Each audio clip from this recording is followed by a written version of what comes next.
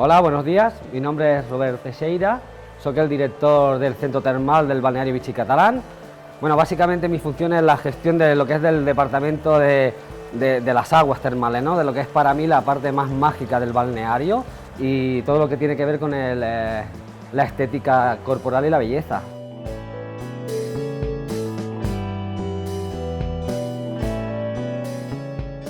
Básicamente somos personas que tratamos a personas.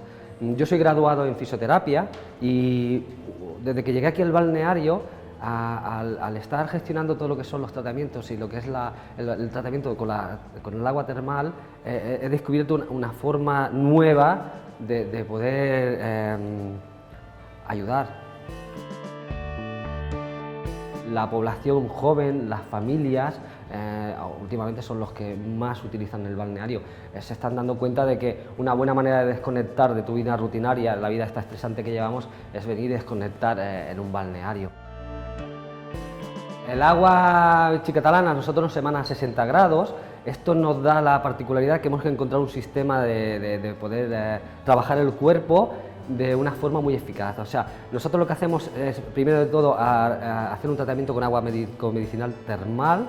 Durante una hora el cliente está trabajando con diferentes cambios de temperatura y luego lo que hacemos es complementamos esta acción del agua termal con tratamientos corporales. Los masajes, todo eso nos relaja el sistema nervioso y nos dejan descansar mejor y eso es muy bien recibido y muy bien valorado por nuestros clientes. Uno de nuestros mejores tratamientos es el especial Vichy Catalán. Es un tratamiento que dura 80 minutos, trabajamos desde los pies hasta la cabeza. Durante 80 minutos trabajamos todas las zonas reflejas del cuerpo y es lo que nosotros entendemos como un masaje vital. Además lo utilizamos con aceite esencial aromático. La suma del masaje completo, el masaje vital con el aroma te deja KO, o sea, súper relajado.